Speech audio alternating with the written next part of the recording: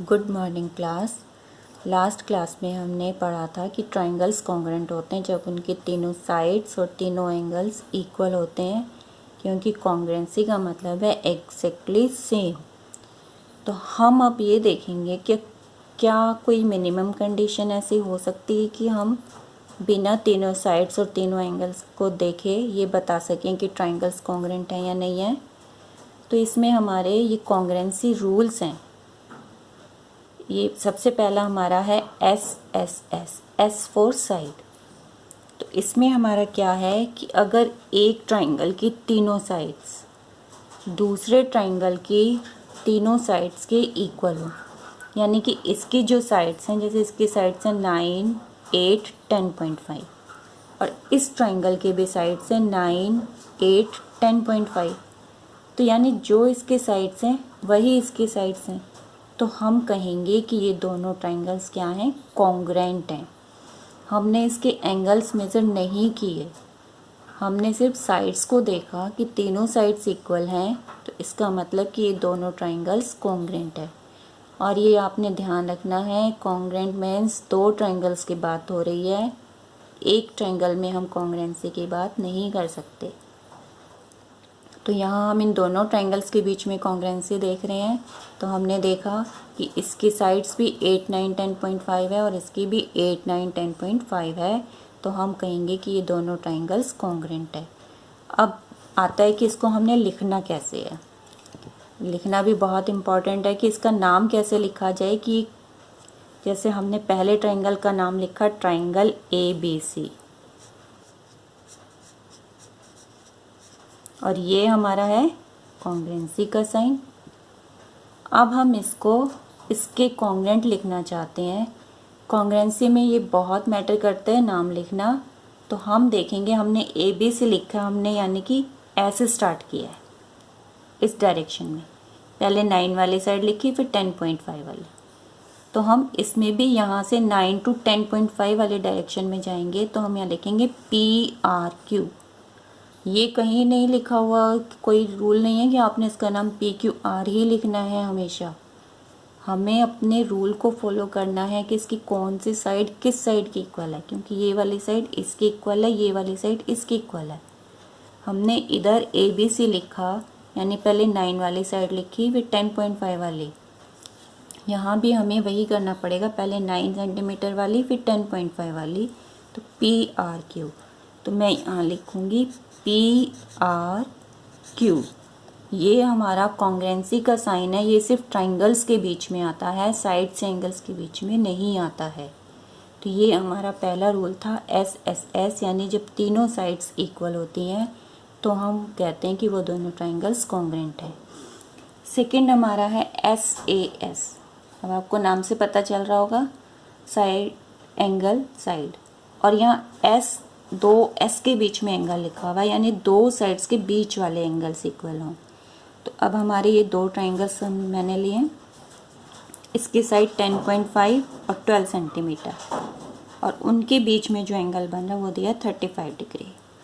यहाँ भी हमें ये, सॉरी मैं लिखना भूल गई, ये मेरी 12 सेंटीमीटर है, 10.5 और ये 12 सेंटीमीटर सेम है, और ये एंगल 35 डिग्री दिया हुआ है। तो हम यहाँ देख रहे हैं कि इन दोनों ट्राइंगल्स में हमारी दो साइड्स और उनके बीच में जो एंगल बन रहा है, इन दोनों साइड्स के बीच में जो एंगल बन रहा है, ऐसा नहीं कि कोई भी एक एंगल, जो दो साइड्स इक्वल हैं उनके बीच में बनने वाला एंगल हमारा अगर इक्वल है तो हम कहेंगे कि ये दोनों ट्राइंगल्स कॉन्ग्रुएंट हैं।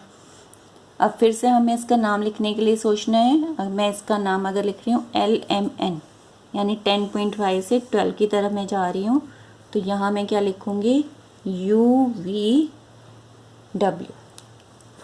तो ये मेरा हो गया, यहाँ लिख देती हूँ, triangle LMN is congruent to triangle UVW।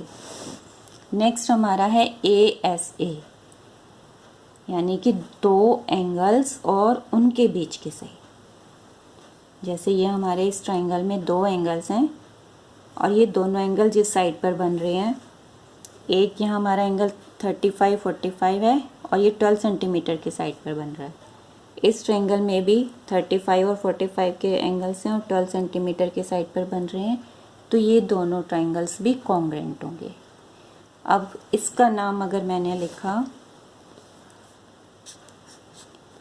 क्या करूं, यहाँ से मैं साइड EF ले लेती हूँ पहले, ठीक है, क्योंकि इसके ऊपर हमारे एंगल बन रहे हैं EFD कॉन्ग्रेंट।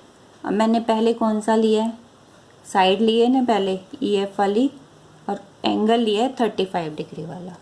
तो मैं यहाँ से क्या लूँगी, 12 सेंटीमीटर की साइड जिस पे एंगल बन रहा है उस पर जहाँ 35 का एंगल बन रहा है C, और फिर पॉइंट B, और फिर बच गया A।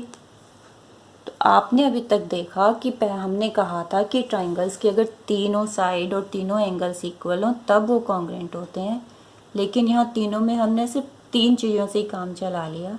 या तो तीनों साइड्स इक्वल हों, साइड एंगल साइड, 2 साइड्स और एक एंगल इक्वल हो, 2 एंगल्स और उनके बीच की साइड इक्वल हो, तो ट्राइंगल्स कॉन्ग्रेंट होते हैं। अब इसमें एक और है कंडीशन हमारी कि अगर हमारे पास राइट एंगल ट्रायंगल है।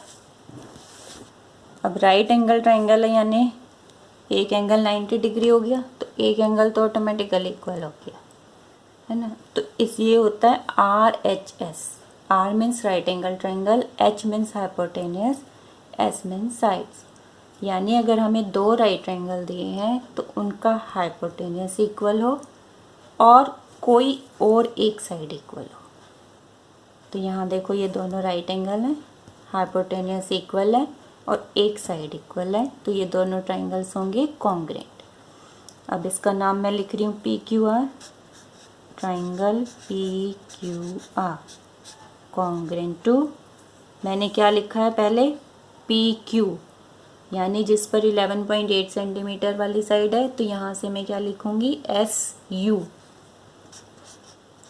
और थर्ड पॉइंट बच गया T, SUT। तो PQR is congruent to triangle SUT। जब भी बेटा आप कॉन्ग्रेंट ट्राइंगल्स के नाम लिखोगे तो नाम लिखते हुए बहुत आपने ध्यान रखना है कि उससे आपको पता चलना चाहिए। आप यहाँ देखोगे, यहाँ से आपको पता चल रहा है side PQ equal to SU, PQ equal to SU, angle Q और U दोनों 90 डिग्री के हैं, तो यहाँ Q बीच में आ रहा है, तो यहाँ U बीच में आ रहा है, ठीक है।